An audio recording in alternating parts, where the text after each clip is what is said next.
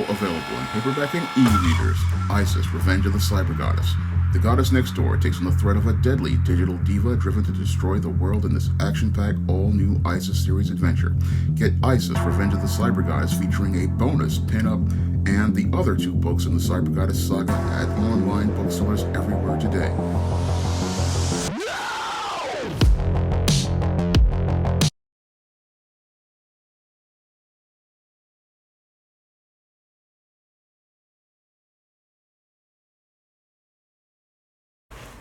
Yesterday, we lost one of the great icons of the comic book medium, artist Neal Adams. Neal Adams sadly passed away yesterday at 80 years old due to complications from sepsis. Now, your Neal Adams will always be remembered for his great and legendary contributions to comic books because he basically revolutionized the medium with his approach to art and storytelling. Now, Neal Adams started out in comics after graduating from art school, working at Archie Comics. And there he worked on some of the MLJ heroes and some of the other Archie titles before leaving to go into freelance advertising, then starting to do work on the Ben Casey comic strip. And as he worked on the Ben Casey comic strip, he then returned to comics, doing some work for some black and white horror comics, then moving over to some war comics over at DC Comics before, in the late 60s, getting on the Batman comic book. Now, when Neal Adams came to the Batman comic book, yes, Batman had his new look with the yellow oval and the blue and gray costume, but it was Neal Adams' design that basically turned that costume into the definitive Batman. Now, Neal Adams, when he came to redesign Batman, he took a lot of his knowledge as related to anatomy and he applied it to the Batman character. Now, before Neal Adams came on to Batman, Superman, Batman, The Flash, Green Lantern were all drawn with the same body. You often saw Batman with a body that was as big as Superman, but Neal Adams reasoned that The Flash would be slimmer than Superman and Batman, because he was a gymnast and an acrobat, would have a leaner, more athletic physique. So what your Neal Adams did when he redesigned Batman was he gave him a slimmer, trimmer, athletic physique that was smaller than Superman's and not as big as any of the other characters. And that slim, athletic physique became the iconic look for Batman in his blue and gray costume with the yellow oval. And that approach to art was something that was very revolutionary to comics because a lot of people really didn't pay attention to a lot of the details as related to the builds of different superhero bodies. But Neal Adams, because he had studied bodybuilding and studied about different shapes of the body, he applied this approach to comics and it changed the way we saw how superhero builds were as related to comics. So that was a major contribution Neal Adams gave to the medium, giving us all types of different and diverse builds of bodies. And that was one of the revolutionary things that he did to Batman, giving us that trim, athletic physique for Batman. And that really was the thing that defined his Batman. And it basically made his Batman the Batman for a generation. Combining Neal Adams' photorealistic art style with Denny O'Neil's dark stories, this was also a thing that redefined Batman because with Neal Adams' very dark visuals and your Denny O'Neil's very dark and mysterious stories, this got Batman back on track to being the Dark Knight after the whole Adam West Batman series. Because as the Batman 1966 series was going on, We were coming out of the Dick Sprang run and we were coming into the new look Batman, but everything really had not come together until Neal Adams came on, Batman with Denny O'Neil, and once they came on, we got a return to the Dark Knight that everybody has known for the last 60 years, because your Neal Adams design for Batman is considered the design for Batman for practically everybody, for, I believe, part of the baby boomers, Gen X, Gen Y, millennials, and Gen Z. When we think of Batman, we think of the blue and gray Batman with the yellow oval and the slim, trim body. Now, Neal Adams also made other contributions to DC. He co-created the character of Deadman, Boston Brand, who was the acrobat who lost his life and got his powers by taking over the bodies of other people.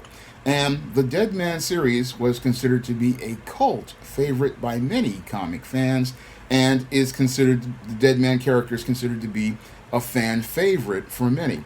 Now, your Neal Adams also worked on other books for DC, and one of the books that I will always remember him for is, I'll remember him for Superman and Muhammad Ali. That was another book that I believe is considered to be one of his most iconic books. I believe it came out in the middle of the 70s, but this is one of those books that I believe is one of his signature books, in addition to his Batman run. Now, in addition to his Batman run and Superman and Muhammad Ali, your Neal Adams will also be remembered for his contributions to revitalizing two other characters, Green Lantern and Green Arrow. Now, the Green Lantern book had been struggling for some time, and your Neal Adams, working with Denny O'Neil again, I believe, they came together with the whole concept of the hard traveling heroes. And the hard traveling heroes was a storyline where we were seeing all sorts of social issues being tackled, as your Oliver Queen and your Hal Jordan and Dinah Lance, Oliver Queen's girlfriend, Black Canary, traveled across the country learning more about the changing America of the late 60s and the 70s. And this is a fantastic run that I highly recommend everyone pick up.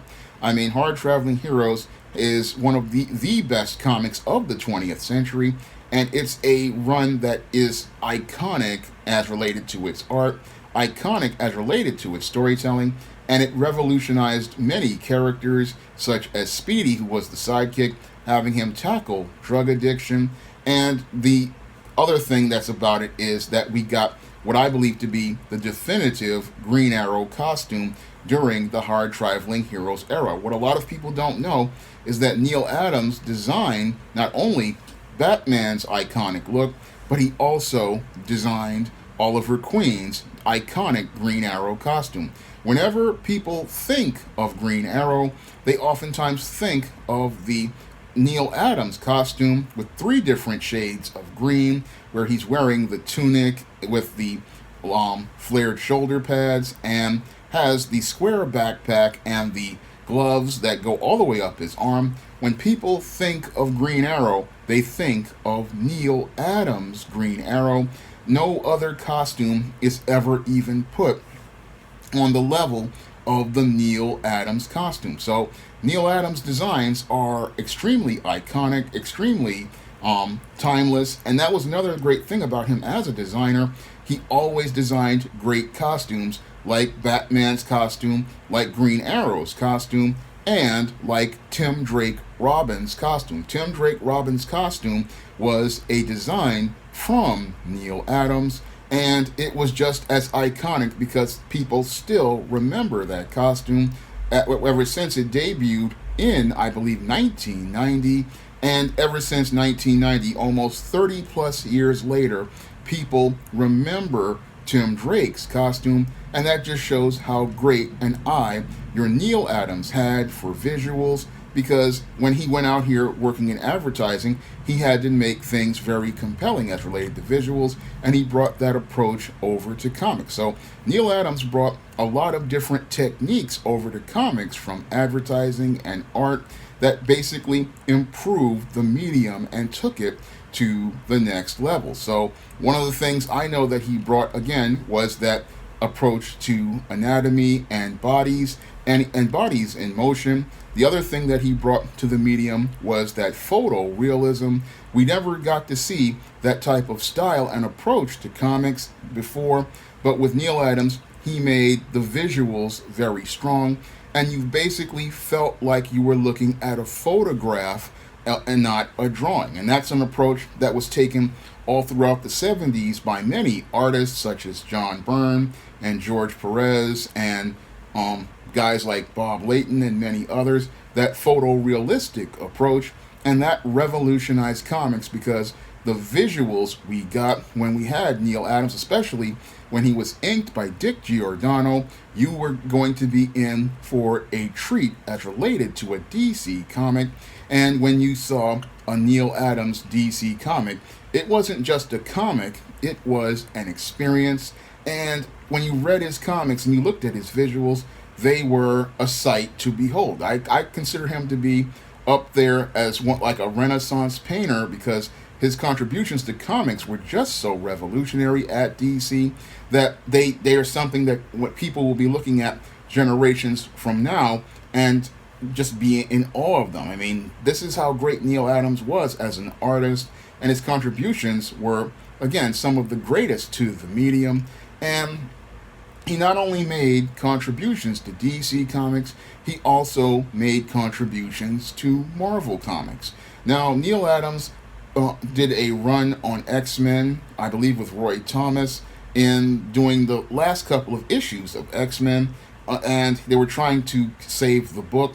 Unfortunately, even though Neal Adams put together some of the greatest visuals as related to comics in X-Men, the book did get canceled or put on hiatus, but Neal Adams' contributions to X-Men were so revolutionary that he actually won one of the first awards for comics for just those absolutely fantastic and stunning visuals for comics. I mean, if you look at his issues of X-Men, they are absolutely amazing. And your Neal Adams again brought that photorealism to these characters and brought those photorealistic visuals to the comics, and it just made for some amazing issues. Now, in addition to working on that short run on X-Men, your Neal Adams got to work on Earth's Mightiest Heroes, and he worked on the Avengers. And I have one of his issues that I inherited from my brother's collection. I think it was issue 94 in the Kree Skull War, and this is just an amazing book to look at. I mean, this was I consider to be one of the greatest works he did at Marvel. If you ever pick up Kree Skull War, I mean, you are going to be in for some absolutely fantastic visuals as related to comic art, and this stuff it's just amazing to behold. So that was one of the things I liked about seeing Neal Adams work from the 70s, and it'll just blow the doors off anything you've seen in comics today. And he again made a lot of great contributions, again, such as Batman's costume, Green Arrow's costume, Robin's costume. He also co-created Ra's al Ghul, the villain that is considered one of Batman's major nemesises, and Talia. He co-created Deadman. So he just did so many great things for comics. And he also later on, after he did all of that great work in the 70s, then went on to create his own comic book company, Continuity Comics, which had a lot of books like Megalith, had books like Bucky O'Hare, which they made a toy line out of, and a book I think it's called Ms. Mystic. So he had his own company where he was making his own comics for a while, and then he went on to go out here and do work in continuing to do work in comics, working at cons, and also he would go out here and do covers for books like DC Comics. I mean, he was working all the way up into nearly the day that he died. I mean, he had been working all the way into his late 70s, and that's an amazing thing to think about. I mean, this man was working all the way up until near the last days of his life, because he was still producing variant covers. He did do several miniseries as related to Batman for DC Comics, so he made a lot. He was still continuing to work, and that's just something that I consider to be, it just shows how great a man he was, because many artists would have retired a long time ago and just moved on. But because he had such love and passion for comics, he still made contributions to the medium, and he still went out here and still tried to go out here and try to help out the industry and help out the business. I mean, I think he did a Fantastic Four book, Fantastic Four Antithesis, in 2020 with Mark Waid. So again, he was still working up until the last day, until this later on in his life. And again, that's an amazing thing. I mean, he was still working all these years, and again, that just shows how much love Mr. Adams had for comics and how much love he had for comic fans. Now, I've heard from many comic fans on my Facebook friends list who said he was a great man, and he was a consummate professional. And I would have to say he was a consummate professional and a great statesman to the medium, because he was always passionate about the business, always passionate about comics, and you always saw his love on the page as related to comics. You always saw him put his heart on the page as related to comics, and he made such, again, great contributions to this medium that he will always be appreciated by me, because I consider him to be one of the great artists of the medium, and I consider him to be, one of those great Renaissance artists of the medium, basically revolutionizing the medium with his many different approaches and techniques to comics. And he will always, to me, always be remembered for all of the great contributions he has given to the medium, and all of the great love he has shared with many comic fans out here who basically are really mourning his passing. And I am mourning his passing because we lost a truly great one as related to comics. And I wanted to pay my respects to Neal Adams, and I want to thank him for all of the great contributions he's given to comic books, the comic book industry, and the comic book medium. Rest in power, Neal Adams. Thank you for all of the great contributions you've given to the comic book medium. Thank you for all of the great comic pages you've designed, and thank you for all of your great work at all of these multiple different comic book companies. Now available, paperback and Kindle Unlimited, ISIS, the main event. It's carnage inside of a steel cage when the goddess next door steps in the squared circle with the beast from the boss in this action-packed all-new ISIS series adventure. Get ISIS, the main event, paperback and Kindle Unlimited today.